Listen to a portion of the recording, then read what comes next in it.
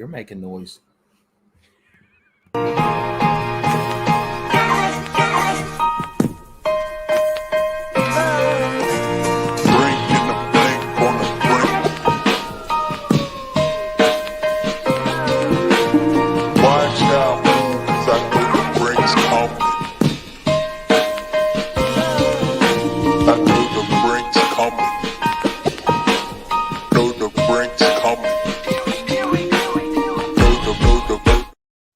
What is up, everybody? It's Alex with Swamp Rat Fishing. I'm here with the stop, drop, and roll hostess with the mostest, Paul Roberts.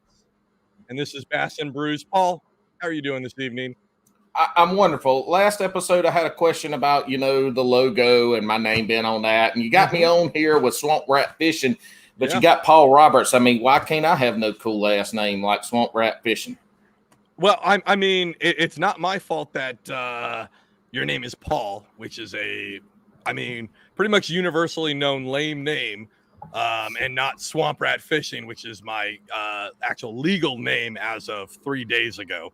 I decided to go all in on this social media thing, and I just went full bore, and it's now Petty Officer Swamp Rat Fishing. It's really weird for the military, but they're going to get used to it, I guess, so...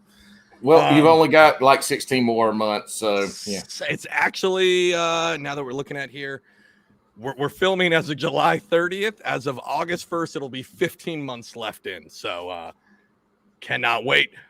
But before we get started, as we always do, hooksethoodlums.com. Everybody knows the deal. The illest. Does that sound cool for the kids? The illest. Set. What's the rest? Go ahead, Paul. Hook set. I said hook set. I don't know. I don't know how to do the H. I don't know. As of this recording, do I need to get my whiteboard? It's behind me. As of this recording, what I'm wearing tonight, the certified pond wrecker hats are back in stock. Also, if you want a hat just like Paul, those are also still in stock, as well as the black mesh fitted or not fitted snapback ones. So make sure you take a look there. As we want to do, results are coming in. Go ahead. Use discount code HWLS10. Heels 10. Heels. Here we go. 10. Do it this episode. But we all know which one you want to use, and that's Swamp Rat Fishing. All one word. Saves you 10%. Mine's quicker. You check out quicker if you use mine. He's absolutely right. If you use Heels10 as your promo code, you will check out 0.75 seconds faster than if you use any other promo code. So your wife will appreciate it, just like every other time. So tonight I have, I think, so for me and Paul, I think for both of us, this is a little bit of a weird of an episode. We have like a full fanboy episode. Tonight we've got Slab Dynasty on board. We got Steve from Slab Dynasty. Uber successful YouTube channel, and really the sky's the limit for these guys over at Slab Dynasty. It's him; he's the primary guy, but there's other guys behind it, and we'll talk about that. But I'm super excited to have him on board. And you know what? Without further ado, let's just bring him on. Steve, what's up, man? What is up, boys? All right, man. I don't know if you're too familiar. I'm a slabberoonie. I'm a slabberoonie. All right, so before we get started, we like to always start with a nice, crisp, synchronized, ASMR-friendly. Oh, he's got the goddamn wrench again. Today, it was a 10 millimeter on the last episode. Today, I have a Craftsman 7/8 combo. I like it. Paul, before you do it, what are you drinking, brother? But we're drinking a Carolina Brewing Company out here at Holly Springs Hop Roar. It's deliciously delicious. Yeah. And Holly Springs. That's right. Holly Springs, my brother. Look, I have brought Southern culture to this Yankee podcast, and now I've got my second North Carolina guy on here. Here we are. Listen, before you even say my beer, both North Carolina guys spoke better than you, and I didn't need subtitles, so that's amazing. I can't just because their education in grammar enunciation is better mine don't make them better than me. You're absolutely right. Very and true. Tonight I've got Cape May Brewing Company, as always. And as always, I can't figure out how to do this correctly because we are amateur hour. Hold on, before I crack this, speaking of amateur hour, make sure you guys follow Lone Star Kayak Fishing, Hooked Up North, and Brandon Goes Fishing. They do amateur hour and Instagram podcast. They're doing great things over there. They're the only podcast that makes us look professional. So make sure you guys go and follow them. But this is City to Shore, double IPA. I've got nothing to do tomorrow, so I actually have 2 of them. And they're big boy cans, and they're 7.8. So, is ready? Nice. Oh, what Steve got? Okay, well, I was a little unprepared, but now I'm prepared. I have a Bud Light. I have a nice, crisp, refreshing Bud Light. All right, so that was the end of the episode. I hope everybody enjoyed your time at Slab Dynasty. No, I'm joking. Purely for the sake of the crack, okay? I love that. Transition. Actually, I think I'm going to double fist. Yeah, this what's whole episode? With a nice terrapin luau right there. So that's a good beer. Nice. I'm not doing nothing. Just leave me alone. I'm getting ready. You ready? Everybody ready? I'm ready. 3, 2, 1. Let it rip. Oh, beautiful. Cheers. Cheers, brother. Paul, your can pop sucks when you use a bottle, just so you know. All right. So we've got Slab Dynasty on board. We've got Slab Dynasty on board. I've been following your guys' channel. Oh man, I want to say August of last year. I don't know exactly. We'll get into it. How long you've been doing it, but August of last year. It's really funny. I was in a New Jersey fishing Facebook group, and your name got brought up by Adam Minhara. All Adam 3 of y'all were on there. Adam Mihara. Yeah, he's a good dude. Yeah, so he brought me up. I sat on one of your guys' first live chats, and I was really new to YouTube at that point too. And I was like, God damn, these guys have it going on. And I've been following since then. All you guys do is put out. It's really hard. Everybody says it. Like everybody wants to put out content that is better than their last video, but you guys somehow figure out how to achieve that. Every video you can see a progression, and I'm not talking from like crap to good. I'm talking about from like good to great. Like your guys is specifically, if you guys don't follow them at Slab Dynasty on YouTube. But their latest video, it is like cinematic, bro. It is absolutely crisp. It's on point. I wasn't gonna do like full fanboy. I thought that was gonna be Paul, but it is. As a guy that does YouTube, like I really do look up to you guys' channel. You guys do everything that I like, and you guys do multi-species. You guys do fresh and salt. You guys do boat, small boat, bigger boat, river, lake, like anything that swims is gonna get caught by Slab Dynasty, and it's gonna look pretty as shit on YouTube because your guys' cinematics is really next level, and it really sets you guys apart. Again, if you guys don't follow them, pause all of this now and go over there, drop the sub, and then come back and then go back. But it's really good, man. It's really good. Wow, man. I don't know if we've ever gotten that much praise. That's incredible. Thank you. You know, it's I mean, that's our goal, right? Is to and I'm sure we'll get into this and our whole backstory and stuff like that. But our goal is quality for sure. Like that's the number one thing, quality and telling a story, and also just showcasing just how cool, how beautiful some of these places are that you can discover, whether it's right in your backyard or maybe even just a couple hours down the road. Especially here in North Carolina, there's some awesome fishing opportunities that a lot of people don't seem to know about.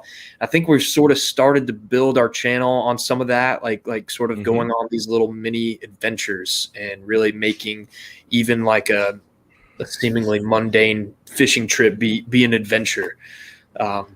but man, like that's like huge praise. You know, from my lens, like, and from our lens, all three of us, you know, obviously it's just me here right now. There's two of us missing. It's a trio. My brother CJ, who does like all of our editing, incredible. And then Levi, who is kind of like our main cameraman, and then I'm the host typically. But yeah, you know, we try to take kind of a mundane fishing trip and turn it into something epic.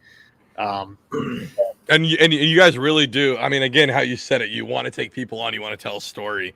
If we rewind this podcast all the way back to the second episode, I got a double sip real quick. Get it, brother. If rewind this all the way back, I was talking with M&K Outdoors, and we were talking about how like why we do YouTube. This is the second episode of this podcast, but why we do it, and it was about telling a story. It's not about Walmart gummy worm challenges. It's not about I can spend $5 at a 7-Eleven and catch a fish. It's about telling a story of our outdoor adventure. And you guys absolutely, like, I don't know how old you are, but I'm 28. 28. So this might be before your time, but there was a documentary that was out that was called Endless Summer. Right. So it was about surfing. And when I was a kid, familiar, I grew up in Washington State. There's not really surfing there because it's cold as shit. And I was poor as shit. So we don't have surfing. Right. But I used to watch that all the time. And then as I grew up, I actually grew up with skateboarding. That was like my main thing. And watching those old skate videos from the late 90s, it was telling a story. It was like the act of what you're doing isn't as much as the story you're telling. And you guys specifically, I want to say, I mean, your last video, again, not trying to super gush, but your last video is amazing. But you guys have gotten better at the storytelling where the act of the catching the fish isn't why I tune in. I tune in for the whole experience. Catching the fish is actually like the afterthought of it. Yeah, exactly. Yeah, it's the story piece is like such a big thing, and it's taken us honestly a long time to figure that out and to get to that point. When we first started this, like that's exactly what we wanted to do was develop into filmmakers more so than YouTubers, and we didn't know shit about filmmaking. We didn't know what we were doing. Like I'll never forget the first time, like we went out. We went out on like out in the ocean. Family's got a beach house down on the coast and near Wilmington, and we had like two GoPro, like a Hero 3 and a Hero 4, and that was it. And we tried to like film this thing that we had this vision on that was closer to what we do today, and it just turned out like absolute crap. It was so funny, and we're like, okay, this is way harder than it looks. There's so much that you need to learn. It's unreal. Yeah. And like a lot of it too now, like the stuff that we're learning now and the stuff that we're trying to get better at is like super nuancy and hard to explain, right? It's like it's like the elements of a story and like the elements of like how you frame up, you know, a scene and rising action and a climax and falling action and all these components of like a good story. And that stuff is really hard. It honestly is. Like it's difficult to key in on. Some people are naturals at it. Some people are just like they get a camera in their hands, they know exactly what they need to capture, and then they take it into post-production and they know exactly how they need to piece it together. You know, for us, it's been a struggle, man. It really has. And I won't lie, like if you go on our channel, I mean, you'll see it. Like our biggest video is a freaking Karen video. At the pond, the pond where the guy didn't have a house but on the land. Yeah. The Karen video. Hey, that video's done really well. So I know. Go ahead. Sorry. Well, I was just gonna say, like we've dabbled in all different aspects of YouTube fishing. You know, like we've dabbled in a little bit of the 7-Eleven, you know, gummy worm, whatever stuff. Maybe not that far, but you know, a little bit of that. And there's all these different approaches to YouTube, you know. But like for us, the main thing in our advice to anyone out there Stick to your brand. Like, try to understand your brand and what it is and the product you're putting out, and stick to that. You're going to hear a lot of people tell you, like, you need to upload X amount a week. You need to do this and do that. You need to just stick to who you are and your image and your likeness, and pump that out 110%, 1,000 miles an hour, and stay consistent with it. I think that's awesome. Honestly, I think that's really great advice. And that was a viewer question that was actually coming in, like, well, what's the best tip? And that came from Hooked Up North on Instagram. But I think I have seen that on your channel where you guys did kind of delve into a little bit of the not even clickbaity, but you know what I mean? Like the trend. Oh, it's clickbait. It was clickbait. All right. As long as we're being honest, you had some clickbaity, right? Yeah, but you kind of have to do that. Yeah. Yeah. Well, here's the thing is so, like, and I want to get into the story part. So I'll do my little thing real quick. Like, I watched, I'm new into the kayak fishing scene and a whole different story. Anyway, I talk my hands a lot. You can't tell. Nobody knows what they mean, but they just happen. So anyway, I love it. I think like one of the first videos that got me to your channel was the A-rig video. I think y'all were on balls, maybe. I don't know. Y'all were slamming them on that A-rig. And so you were doing the A-rig, and you had taken and made it weedless, and you referenced back to Tackle Warehouse and all that. So I saw that, and then I kind of from there branched out and watched a lot of videos. I watched y'all fishing at Randleman doing the boating tournament, and some of these local little places where we kayak fish. But the one that really, to me, stands out with a cinematic, one of the first that cinematic is at Lake Jocassee. Oh, yeah. Okay. Because y'all caught like 2 fish, right? Yeah. We only caught 2 fish. Yeah. But it was super tough. Yeah. Yeah. It was, the fishing sucked. Y'all went there at a hard time, a terrible time. But the production and that video made me continue watching. Yeah. Even though there were no catches, because it was what you did. And I mean, look, here's the thing. Y'all catch some big ass fish. and so you have the production value, and people want to see big ass fish. And you're able to put that together. But that Lake Jocassee, just kind of staying on this production train, that Lake Jocassee video is one of those where I'm sure a lot of people watch that video kind of expecting pretty early on there weren't going to be a lot of fish catching. But damn, man, that was a great video from that aspect of it. I mean, it told that story, and it was easy to visualize. It was like being there with you, and that's what we want to achieve. Yeah. Well, thanks, man. That's awesome to hear. Honestly, it's so good to get that feedback. Like, sometimes we get lost in the production, and we'll go, we'll obviously critique our own videos, but getting like that audience feedback, we don't get that a whole lot. I mean, usually the comments are always pretty positive. Yeah. You don't get like someone's like honest, like, review or whatever. It's either a fire video or 9,000 fire symbols and sweet, fire. I love it. But that's cool to hear. What video? That was such a beautiful place too. So oh my God, to capture the beauty of that place. But what was that first video that took y'all kind of in the direction where you are now with this epic footage? What was kind of that first video that put y'all on this path to where you are now? Well, I think it's when we first started, and this was like May of 2019. And just a little backstory. Let's get into that. Jumping ahead. Yeah, sure. Let's do the whole story. Dude, he's a great guest. Hold on, timeout. He's already covering questions that we had any show notes that he didn't know about behind the scenes. What a good guest. Tell us the backstory. He's got it. All right. You're going to come on every week now. Sweet. Dude, I'm down. So roughly May 2019, my brother, myself, and my cousin, actually, for like the OG Slab fans, my cousin was in some videos, Matthew. Us three came together and we're like, man, like we're going on these fishing trips all the time. I was kind of the fisherman in the group, and I was teaching them how to fish a bunch.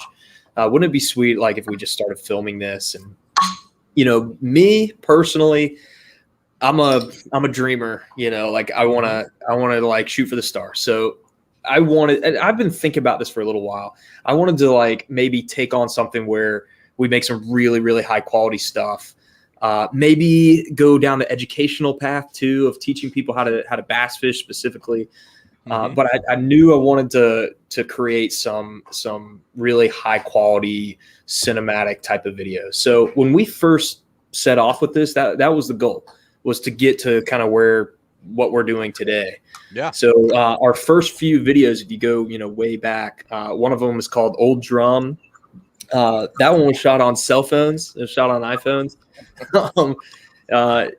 And you know, that was sort of what we tried to achieve, like, you know, voicing over stuff, like providing like commentary, trying to make a cinematic, you know, kind of story experience.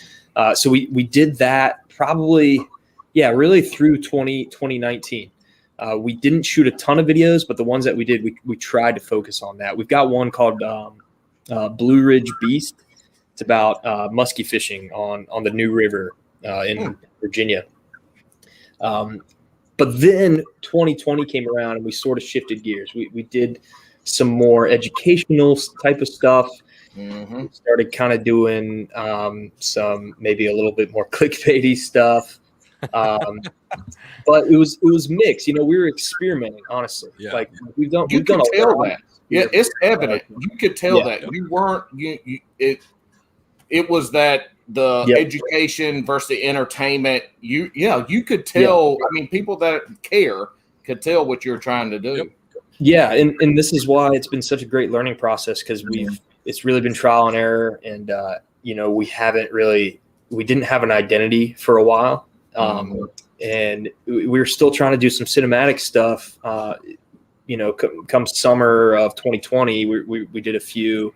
You know, that's when you saw, I think, our first video, Alex, and or Swamp Rat. Do you go by Alex Swamp is Rat? fine. That's your official name? Well, I mean, it is, but I mean, it's brand new. It's only 3 days into it, but Alex is fine. But last year is when I started getting into you guys. Yeah. We've got a few really cool cinematic videos from last year too. I think one of our better videos, in my opinion, is our peacock bass video from Florida. Absolutely. Which is a pretty cool one. We actually linked up with Monster Mike and Brian, the CEO, who's his cameraman. They're awesome dudes. But yeah, so again, more experimenting. Really, you know, through the fall we shot like a lot of strictly bass fishing stuff. And then in the wintertime, we shot a fly fishing video on the Nantahala River, and it was actually rewind again. 2019. We shot the same one on the same river. Fast forward to 2020, we did it again. It was like an annual trip.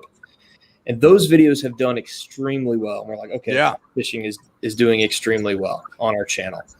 And we still kind of ignored it because we didn't want to be a fly fishing channel. Sure. I mean, it's tough, right? That's a weird niche that you don't I mean, you don't really know if that's gonna carry kind of in the YouTube game.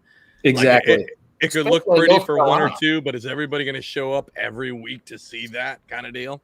Yeah, and we were like, we felt like outsiders of that community too. And it's kind of listen, I think you're an outsider on it because you're not a douchebag, and usually, again, you can roll back to multiple episodes where I've talked to fly fishermen.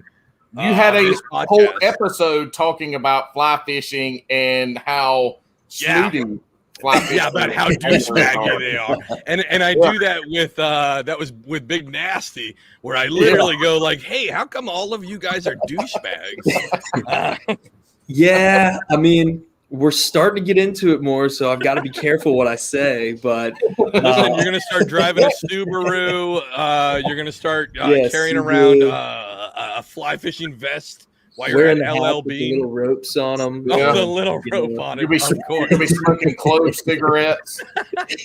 Yep. Yeah. I mean, it's funny when we put out the first video that we did it was on the Nantahala River. We got all kinds of comments about all the shit we were doing wrong. It was so funny. How many people came? Oh my God, I can't believe you put that spot on YouTube. How many of those did you get? We got some of those. Honestly, I think the Nantahala is like pretty popular. Yeah, we got a lot more people. So we put these little like soft plastic like crappie baits on these little tiny hooks, and so like we were throwing them on fly gear, but they were hammering them. That's the thing. Like these fish were destroying these. That sounds. We were wondering why. That sounds like some Carolina shit right there. You were like, let me take a Mr. Crappie grub. Let me throw that on the smallest thing and whip that thing out there. It was Berkeley, like Berkeley minnow, like power bait. Right. Oh, dude, the power minnow. That is one of the best baits in the entire world. So good. That on a drop shot will catch literally anything that swims. So you pretty much pissed off all the fly fishers because you were out there fishing shit that they don't fish and we're catching their fish. Well, they were quick to let me know that was illegal. Like apparently you can't use anything scented, right? Like you can't have scented bait. And I honestly had no idea. You have to dig like way deep into the NC Wildlife website to even find that rule. But anyways, they're like, you're not fly fishing, you're using power bait. Like, this is a joke. Listen, everybody heard it here first. I want everybody to go out because I'm going to do it. I want everybody to start going out with your Ned rigs, throw a power bait minnow on that bitch, throw that thing on a fly rod, tell them Slab Dynasty sent you. That's what they're going to be known for now on. Yeah, put a kernel of corn baits and just burn a square bill right through the trout holes. I guarantee you. Square bill, that 1.5, you'll get them all. Yeah, you might get murdered in the river for that. So, all right, we got really off topic. And just so you know, that's fine because Alex has a schedule and he keeps us on schedule. And I take us all over here into left field. We hop over the fence. We go run through the woods before we get back on track again. But how did you what's your story in fishing and how you got into it? Because you seem to kind of be the main angler. But so we got the video side, get into fishing, how it got you in there, and then come back into the video side. Yeah. So, I mean, like most people, I've been fishing most of my life, absolutely love it. Started on ponds. Started on a pond behind my grandparents' house, catching bass out of there. North Carolina. Yep. Were there pigs in that pond? Oh yeah. No. I mean like real pigs. There were not real pigs in that pond. Okay. So I grew up fishing a pond called the Hog Pond, and it had big fish in it, but it wasn't called the Hog Pond because it had big fish in it. Is because half of the pond was the fence for the rearing hogs. Yeah. And so you would go fishing. Yeah, and there'd be pigs wallering on. You'd be catching bass beside a 400-pound sow. Yeah. Did you eat any bass out of there? Oh my God, we ate everything we caught. Of course he did. Turtles. I don't know if you've listened to the any episodes. That's a hot topic right now on the Bass and Brews and Jigs and Bigs podcast. Shout out to them. And shout out to the 100% savage, that is Sean the Fisherman, who likes to make largemouth bass pizza. Wow. All right. So that's new. I'm clipping that. That right there for the promo shots for Instagram and everything. It's going to be me explaining that. And then Steve just going, wow, that's new. Right. How do you even do that? Is it fillets? Yes. Shred it up? He's a Yankee, so he has no idea how to eat fish with bones in it. No. So he grills it up. He does a white sauce with garlic on a pizza. And it's a gluten-free pizza because he's interesting. I don't know how I feel about that. Look, here's the thing.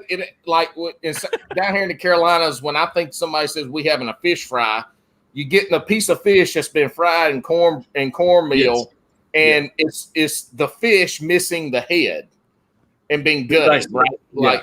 That's how tail. You can eat the tail if you want. Well, it's like a potato chip. Crisp. The fins are like potato chips. What? Yeah. It's crisp. See, here's the I problem. mean, it's been deep fried in, cornmeal. Cornmeal, peanut oil. Yeah. See, so he said it right. He said oil. He said oil.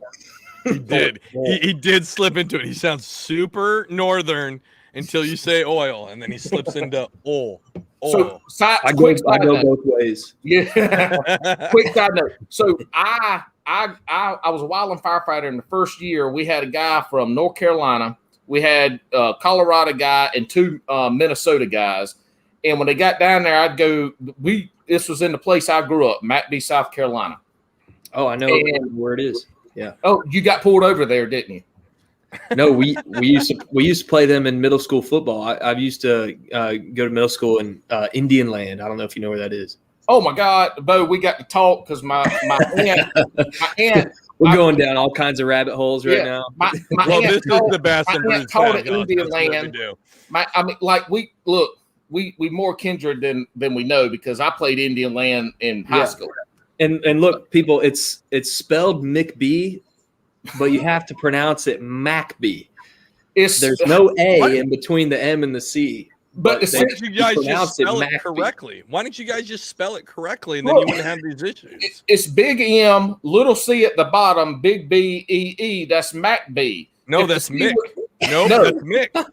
That's Mick. It's a little C. Don't tell me no. The English language says you're wrong, Paul. Motherfucker, you're from Oregon. You don't know the English language.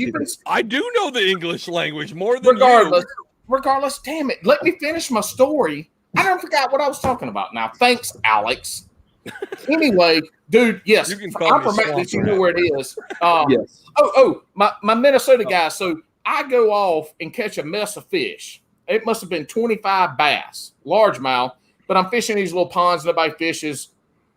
Bass heavy, so they're all 12 inches. You got to keep all of them. Anyway, I bring them back, and I tell them, like, hey, guys, we're going to have fish fry tonight because I caught a shitload of bass. So we get back, and I have them all cleaned. I mean, I'm talking about 24 fish. My ass is tired from cleaning fish. Scaling them, gutting them, deheading them.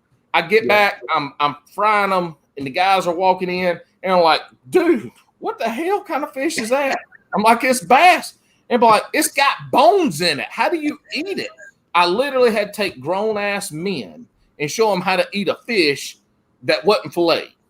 See, y'all got to do better up north.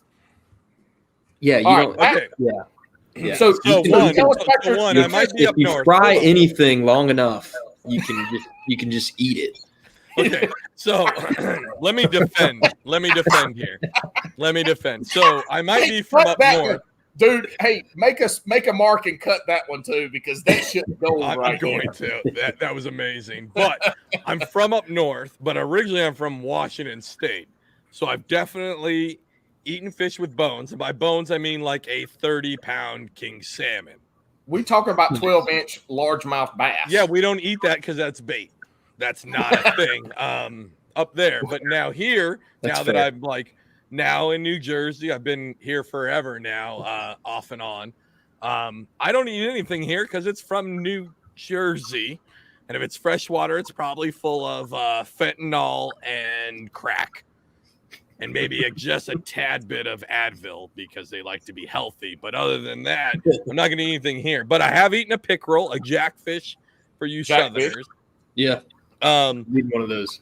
By the way, it's a lot of bones. Salmon.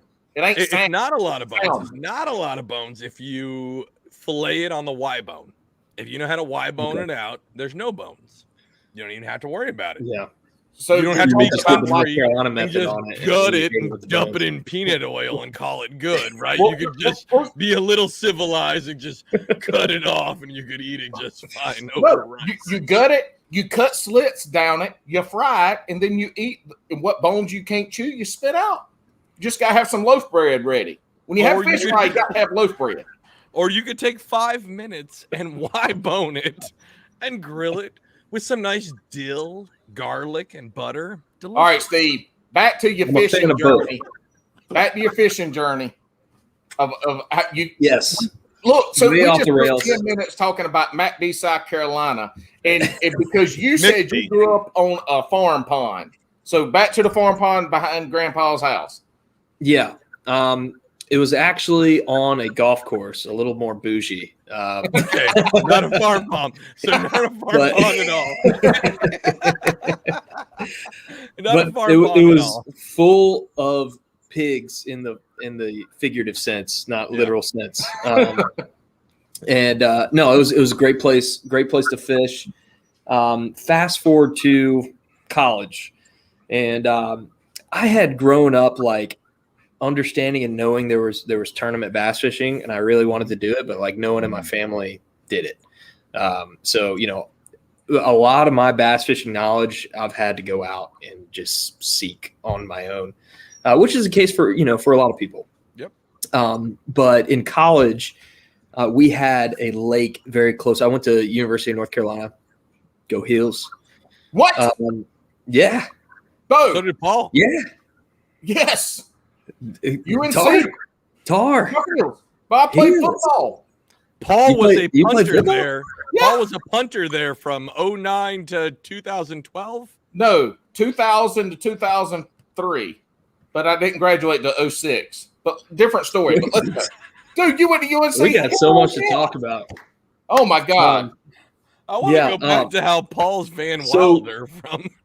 You probably know, Paul. You probably know this. There's a little body of water pretty close to Chapel Hill, and I'm giving away. Should I say it? No, I already know it. University Lake. University Lake. Well kept secret. That place got giants in there. But you can't get in there. But so often. Matter of fact, you have to rent boats, and it's only on certain days. So I think that's why it's so good, though. Yeah. Well, matter of fact, me and a buddy were supposed to be going to Cane Creek tomorrow.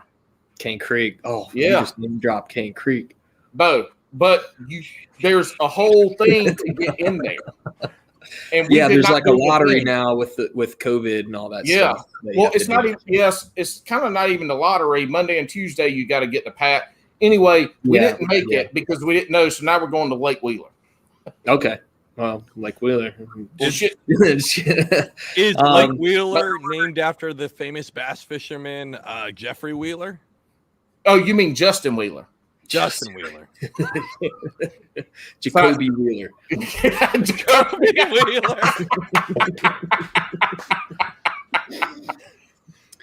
All right, so UNC Chapel Hill College, my man, hell yeah, go Heels, woo! So yes, and much like you, I did not graduate in the 4 years that was allotted to me by my parents.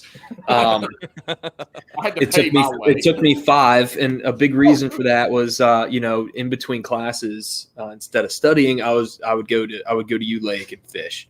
What was your major? That was like economics. Mine was Peace, War, and Defense, PWAD. Sweet, yeah.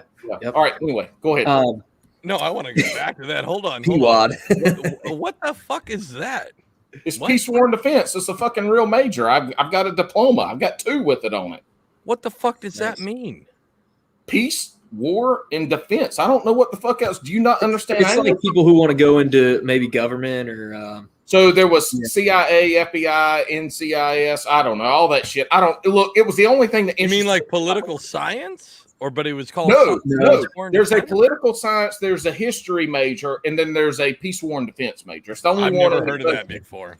No, you wouldn't have. It's the only place you could get that was at the University of North Carolina. So it's not a real thing. Gotcha. No, it is a real thing. It essentially doesn't matter. You got the degree.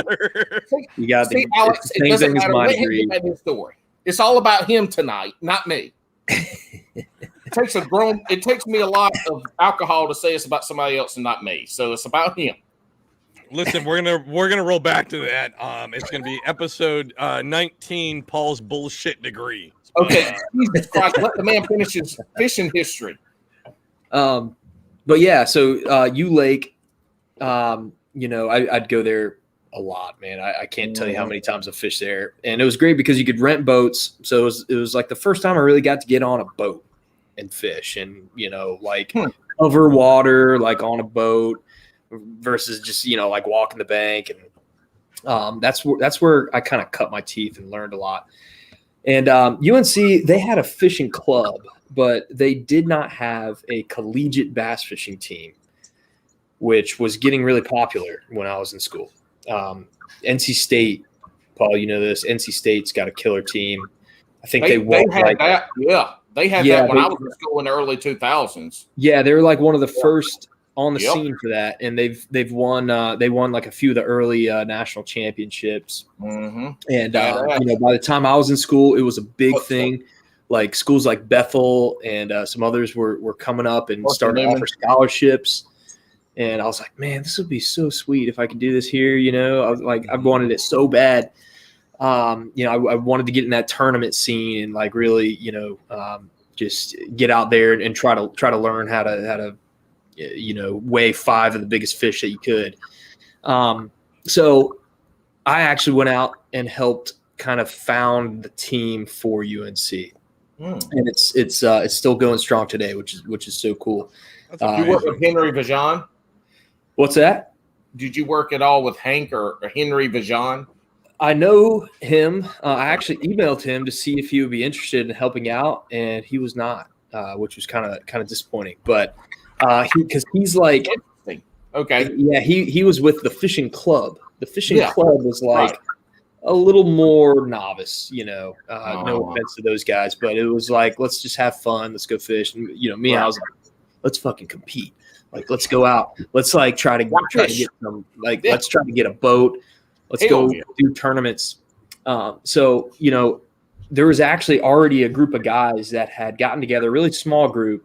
They didn't really have anything like solid, but they had a group, and I came in and kind of galvanized everyone and got some organization to it, got us a decent line of sponsors.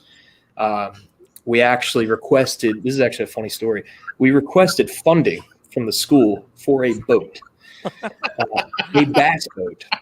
At UNC, people won't realize how crazy this request was at the University of North Carolina. It's that's so pretty obvious for North Carolina. I feel like that's no. UNC is a different animal. Gotcha. It's liberal arts and emphasis.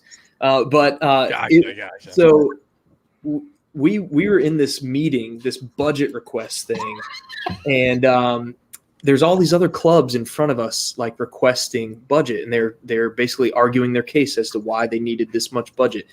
And there's like this other club. It was like the traditional something dance club. It was some like traditional cultural dance club, and they're like, we're requesting $500 so we can go to a competition. And this board in front of them is like, okay, y'all don't need $500. Like, you can have $200. Like, next. We're looking at each other. What are we requesting again for a bass boat?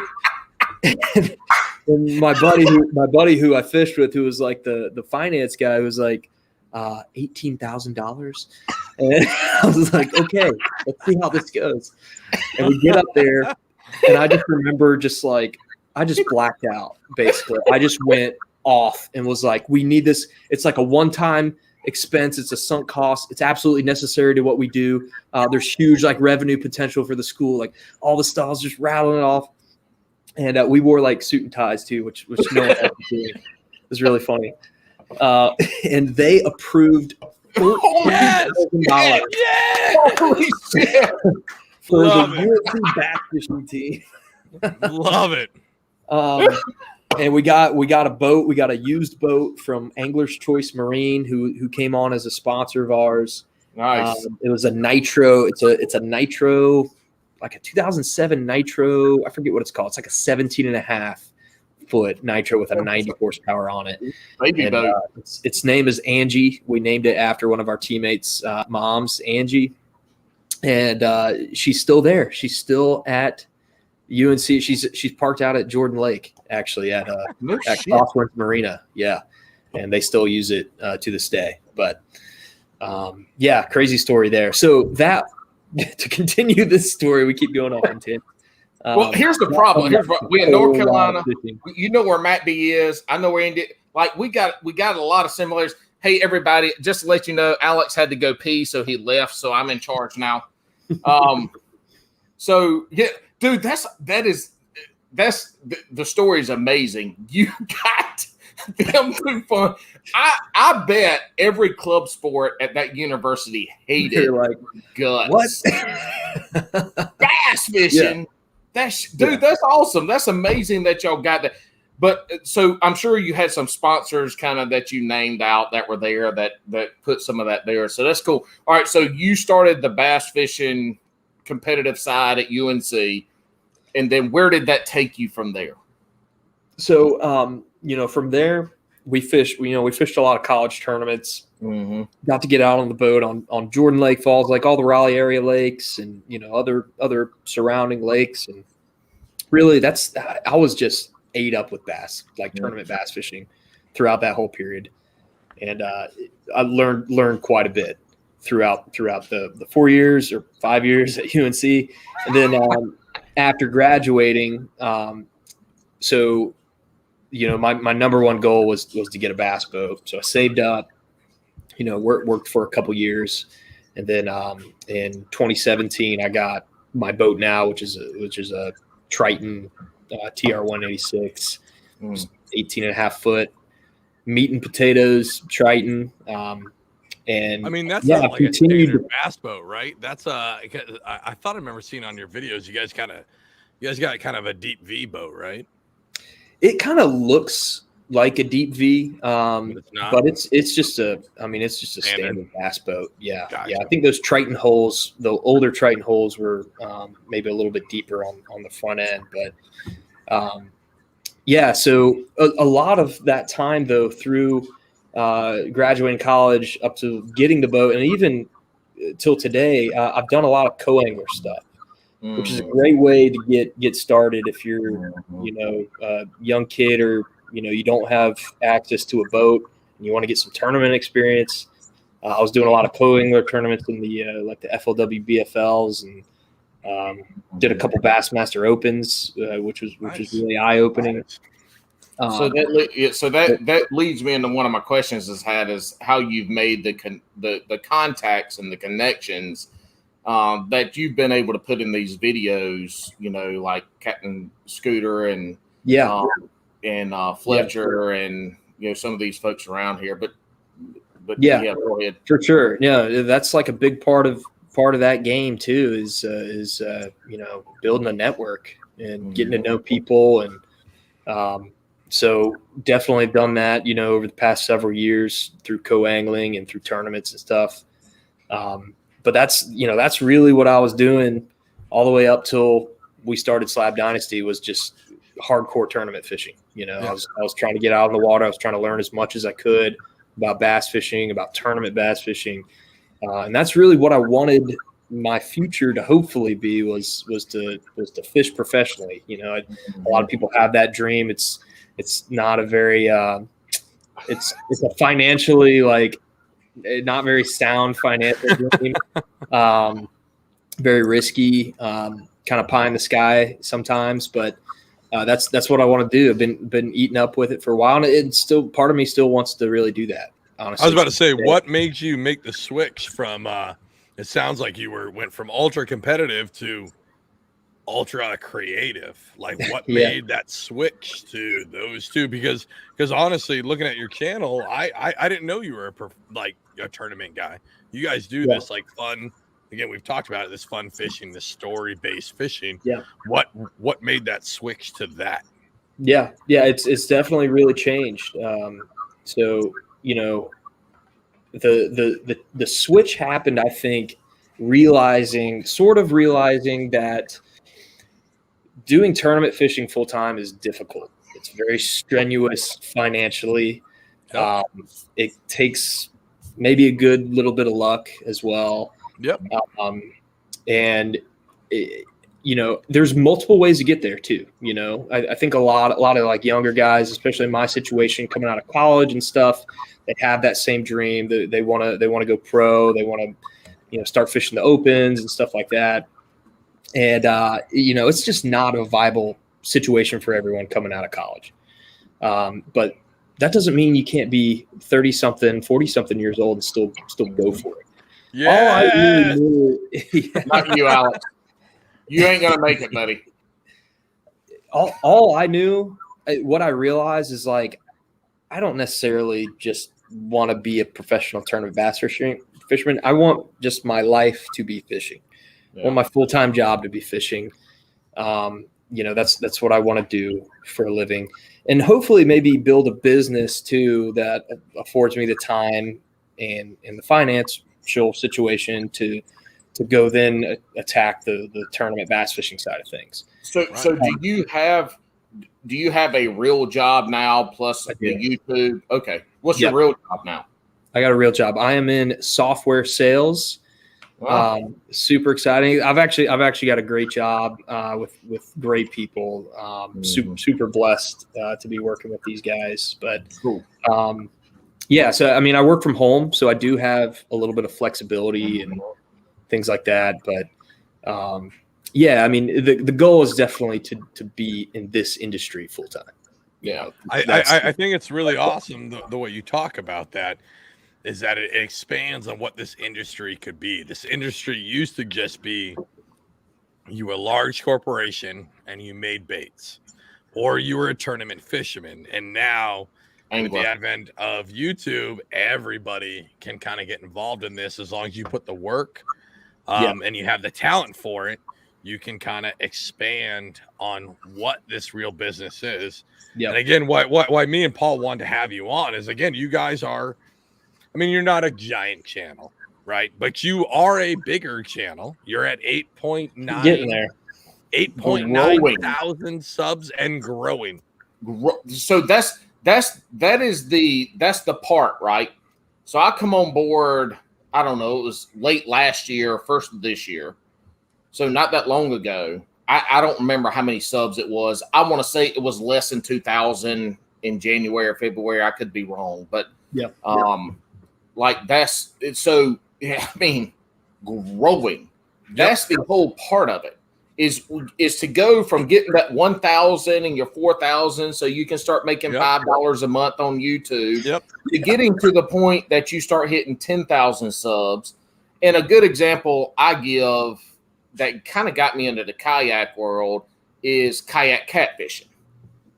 And kayak catfishing, when I started watching him, I think it was 2015. I think he had I don't know, 20,000 or less subs.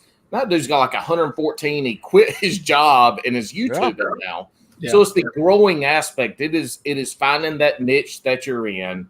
It's creating content that niche follows, because those are the ones that drive the likes. Yeah. And they're the ones that drive the comments and the saves. Yep.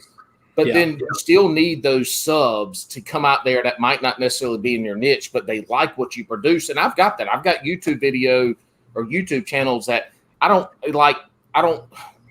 just like their content. And that's what y'all kind of reached. I was about to say, that's where you guys almost move out of niche, right? Like you guys, you're in that fishing niche, but because you guys put that extra thing. And again, I think it's really awesome, and I hope people really take note. And I just want to reiterate it again. He said that you've got to find what your brand is, kind of what you want to do and what's going to satisfy you, right? And when you guys stretch into the cinematic, it pushed you to where you're going to be out of niche, right? You're going to be out of the normal fishing content. You're going to get the outdoors. You're going to get the nature. You're going to get hiking folks. You're going to get everybody, right? Yeah. Who's involved in anything outdoors. And that's a huge deal when you put that extra work and that extra time in, and you can really see that in your videos. And I really hope it, I honestly do for you guys, like, no bullshit. I hope it explodes for you, because you guys put that extra level of effort into it that you can really tell on the video. You can really tell that it's not for clicks. It's because you guys are loving the art of storytelling and you guys are excelling at it. Yeah, and that's awesome. There's a ton of fishing YouTube channels. Yep, there's more than you could shake a skinny stick at. I mean, I've got a shitty one at that too. Yeah, he does. He has a shitty one. But what it does is you get the fishing folks in there because you catch fish. You're getting the North Carolina people in because you're going to bodies of water that they maybe recognize or have been to. But what it comes down to is like you have that special gift in what y'all are doing that brings in in kite fishing especially, everybody talks about endemic sponsorships, right? Yep. But it's the same thing with when you're trying to create that content. You're bringing in, when you can get people who don't care about the size or how many fish you catch. Yep. They just like the video. Like, to me, that is that's a part of YouTube that you've tapped. Others have tapped it, but you've tapped it and you're growing your channel off of the fishing niche. But then there's so many little nuances in there that you're getting people in that don't give a shit about fishing. Yeah. But you're creating content that they can absorb and they enjoy. Yeah. But that's the difference. Yeah. In somebody that caps at 2,000 or 3,000 subs and somebody that just keeps going. And y'all have grown through that. I mean, y'all have grown and figured out what that looks like, and it's freaking awesome, man. I mean, it really is. It's so great, and not to continue the gush, but before we came on, literally at 7:30 p.m., my wife, we were outside having a little adult beverage, and she goes, "Normally you don't podcast on Fridays," and I'm like, "Well, we got somebody somewhat bigger, so we're gonna, break our rules a little bit." And she goes, "Well, who is it?" So I showed him the latest video. I showed her the latest video, and she goes, "Holy shit." I was like, "Yeah, right." And she goes, "No, this is fucking cool." Yeah. And you hadn't caught a fish yet. Yeah. Like it was that, I'm telling you, like you guys hit that next level. Whoever, so who does the editing? Is it you or is it somebody else? So early days, probably through halfway through 2020, it was me and my brother. We probably split, 50-50 on editing videos. But really, it's my brother. It's your brother? It's CJ. Is that the guy with the mustache? He's got a mustache, right? No, that's Levi. Here? That's Levi. Okay. CJ is the tall one. Gotcha. We call him Jar Jar Binks. I know who you're talking about now. Yep. All right. So he has, and it's so cool because he's found his calling through this. Yeah. Early on, it was like we were just trying to figure stuff out and just trying to get a product out there.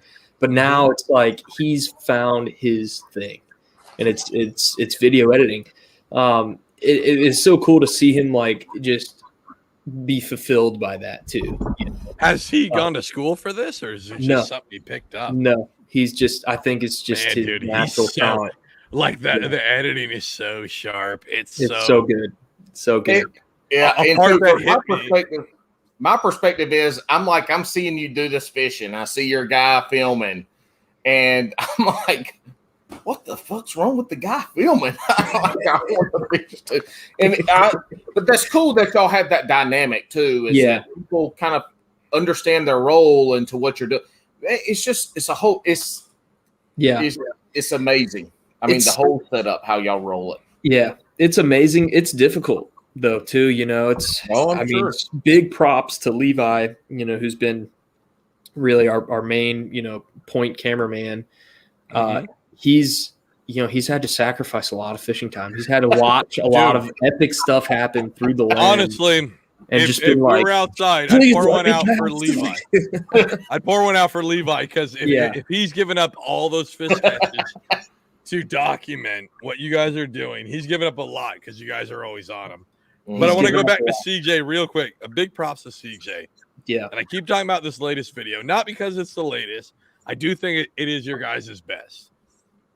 Awesome. Props to CJ. Awesome. There's a scene in the very beginning where you guys cut your intro, right? But there's a there's a black space where you guys just do, there's nothing. There's an anticipation. And I want him to know that that is like money, brother. It is the right amount to make you go like, I watch YouTube a lot. That's really all I really watch. I don't watch real TV anymore. I like watch YouTube fishing. That's all I fucking do, right? I Chromecast got to that point, our TV in the den, and my wife's like, "Oh my god!" Right? Exactly, exactly. But when it got to that, and there was like low level music, like that production point and the editing point was perfect to drive the excitement for what was going to happen. And I just want him to know, as a guy behind the scenes, I'm not super good on camera. I like to think I'm kind of good at editing, and I look up to him, knowing that he's the editor for this. I look up to that because that's what I look for. Like that, when I knew that was going to be a really good video, is when he held that black, nothing happening pause long enough. Yeah, and it was just that right amount where you're like, oh shit, what's going to happen? Do I click off? Oh shit, now we're hitting it. Like it was on. You guys are really hitting on all cylinders. It's absolutely amazing. We're going to continue to fanboy gush, I guess. Like on the YouTube side, like I started a year ago. I'm nowhere near you guys. I want to get to that cinematic. That's like my thing. I think I started with a lot of folks where I did a lot of unboxing, shit like that too. And I still do that. I got videos coming out on that, right? It's on gear that I like. Like review videos are really great. My dream would be to do like endless summer Slab Dynasty style videos. Yeah. That would be like what I'd like to be at. So I really enjoy your guys' content. That's awesome. Thanks so much. It's so crazy to hear this. Obviously, like we love interacting with people in the comments, but it doesn't hit us home. Hit home like just talking face to face like this. It's so cool to hear all that. Well, I can't believe that when I said, "Hey man, you want to be on the podcast?" and you were like, I've never been on a podcast.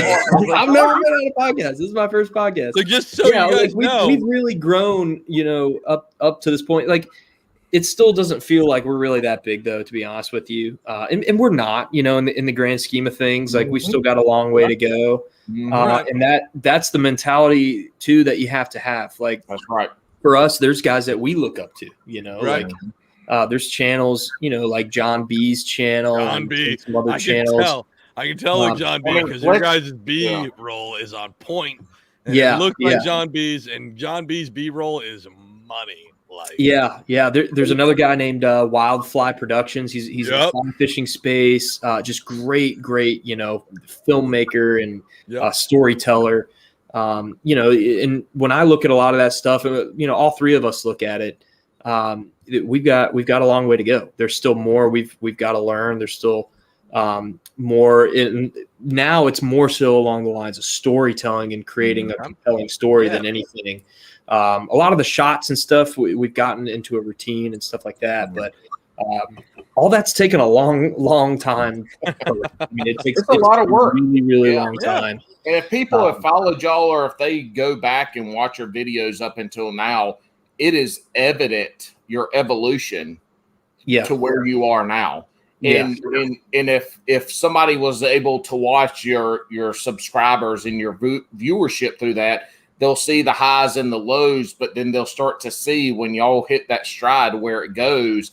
And then kind of what we just talked about, and that leads into y'all are fishing with some really, really cool people, at least locally. How have you been able to, because as a content creator, when you get to fish with somebody like Fletcher the Fisherman, who's got a large channel and a large reach, and then there was somebody else too y'all fished with before, A-Dub, I think. So so there's some folks that y'all have been able to align with that have allowed y'all is the word, to come in and kind of be a part of their channel and to be a part of their content and to mesh that content. And then Captain Scooter Lilly, he's taking y'all out and fishing. And obviously when you get somebody like that, you're videotaping, and there are people that know bodies of water. You know, how are you able to facilitate those relationships to get, you know, that connection and to be able to grow that? Well, I'll start with Scooter because he's a kind of a unique case. He actually came on and helped us on the UNC bass fishing team. Nice. One of our members did a guided trip with him for striper, and that's what he specializes in is striped bass fishing on the Roanoke River. Well, except for that other video where y'all smashed. Smashed. Yeah. Well, the Dirty 30 recently. Yeah. Mighty dude. Yeah, that was the Roanoke for people who don't know. We didn't mention the Roanoke. We're trying not to, but we won't say where on the Roanoke. Roanoke's a big river. It don't matter. Ain't nobody down here in the South listening to this shit. They all Yankees. They don't even know how to spell Roanoke. Yeah, so Scooter, I've known him for a while. But he's been a guide, you know, out east for a long time, and so you know it just worked out. Like, you know, let's film some videos, let's cross market, you know, things like that. But Fletcher and A-Dub, they really just reached out to us, and I think this is a good, you know, kind of lesson in, like, you know, let your content do the talking. You know, and they hit us up, I think, because they saw some of our content. Right. They're like, dude, you know, what's up? Like, love the content, man. Like, let's link up sometime. Ada was the first one to reach out. But he's kind of local to this area. He's local. Yeah, he's local. I think he's like around Burlington. Yeah. So because just some of the Randleman and Randleman, he fishes Belize and stuff like that. Yeah. And then Fletcher's the Piedmont of South Carolina, right? Isn't he Fletcher's in Charlotte, but he kind of travels all over the place, and he's his dad's got a place down in South Carolina where he films a lot of his videos. I got you. And so we met Fletcher through A-Dub, so they were linked up, and then that's how we met Kicking Their Bass TV and some of the other guys. We haven't filmed with Kicking Their Bass yet, but we probably will at some point, hopefully. So that's sort of kind of how we networked. It was sort of a snowball effect. Like, you know, met A-Dub, met Fletcher, met some of these other guys, and a lot of people have just like hit us up on Instagram. You know, honestly, like, you know, like you, Alex. We talk to people every day who are just like, yo, what's up? Like, I'm from here. I've got an awesome pond. Y'all got to come down and fish it. I think it's crazy. Again. Adam Minhara, I think it was one of your. I mean, it was pretty close to one of your first live streams. Like, I just joined that group, and he brought me onto it, and we all bullshitted about bullshit bass fishing. It was an awesome experience. Yeah.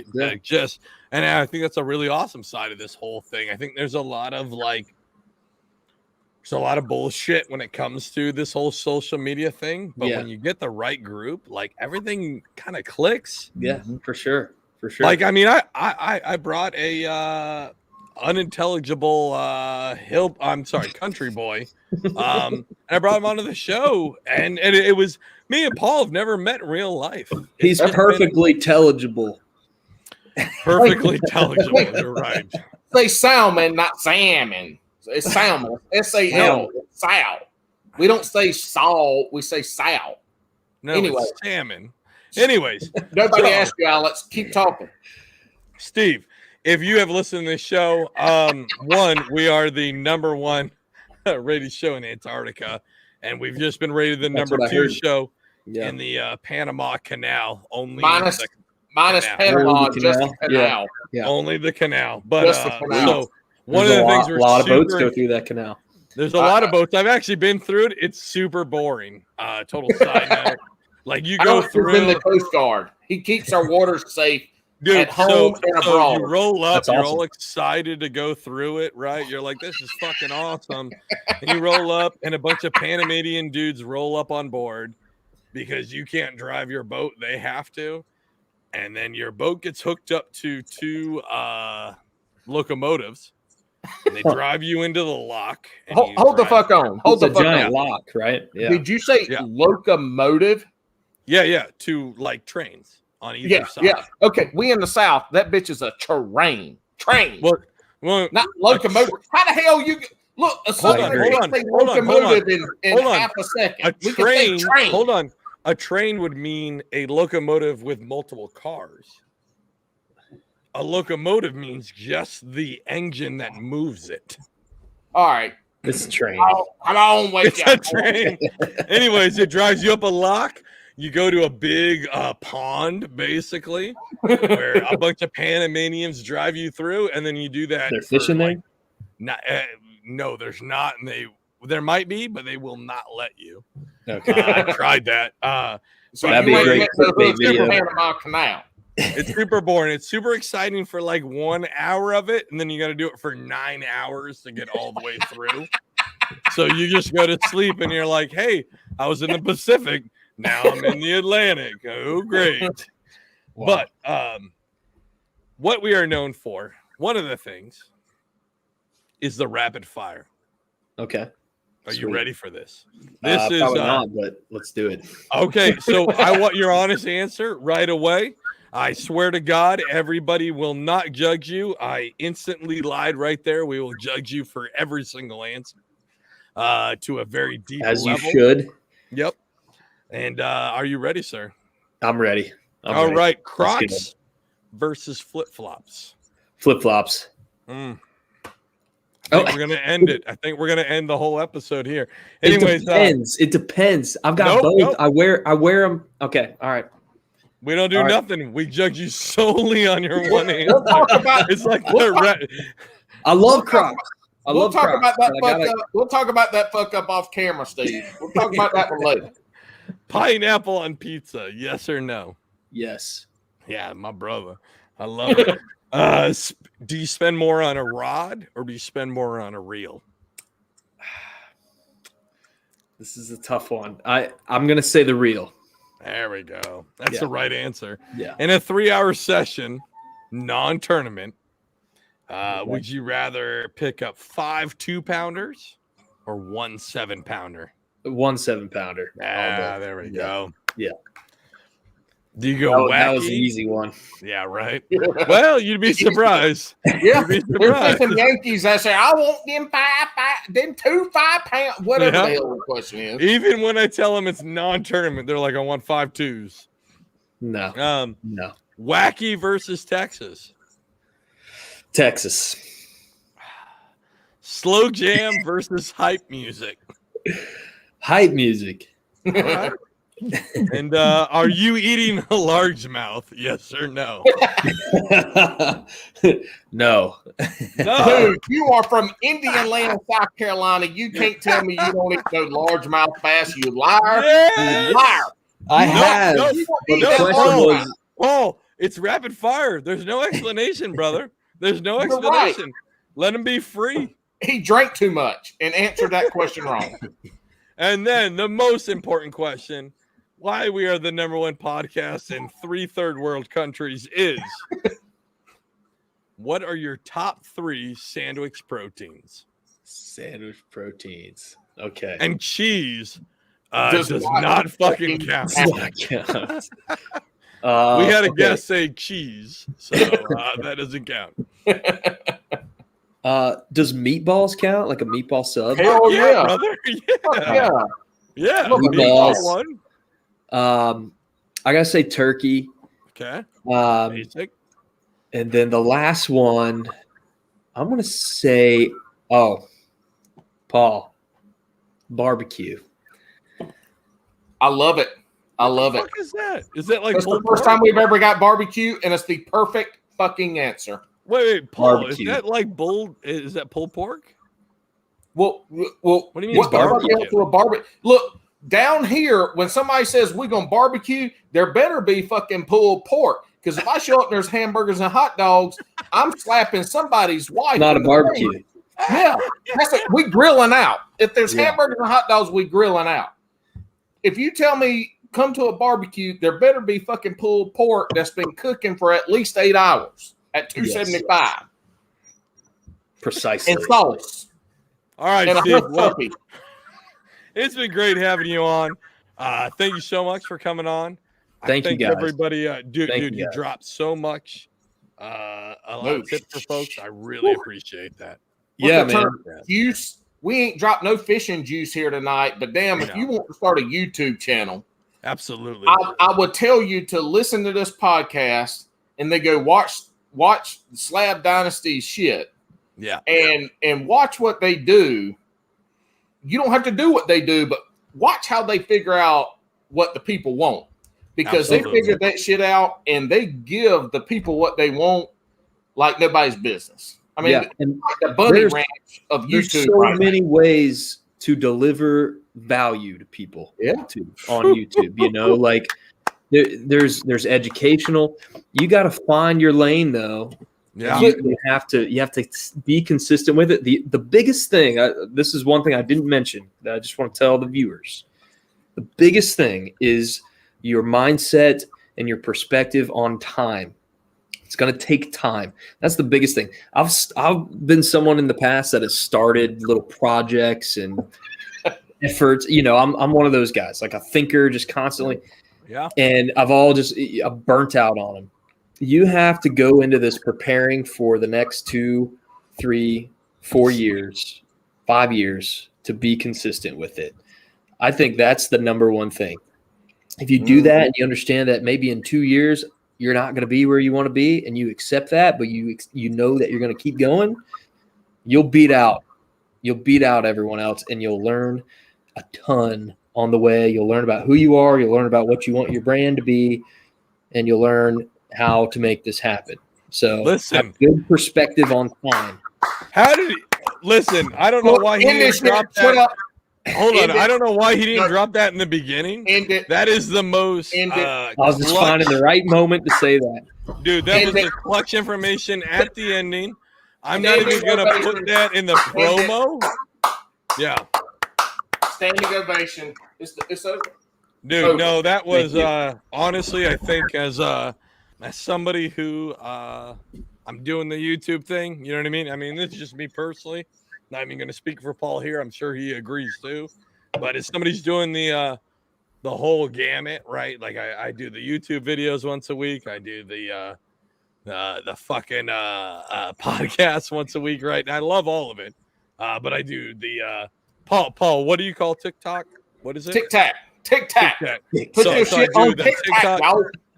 So as a content creator is what I'm trying to be. I think that's super important information, what you put out. And have a good hopefully all the listeners listen all the way through to get that, because that is such clutch information, man. Well, regardless, we're going to cut that shit and we're going to promote the hell out of that, because that last 20 seconds was probably the best part of this whole damn conversation. Well, Paul, that's how we sync them in, right? Yeah.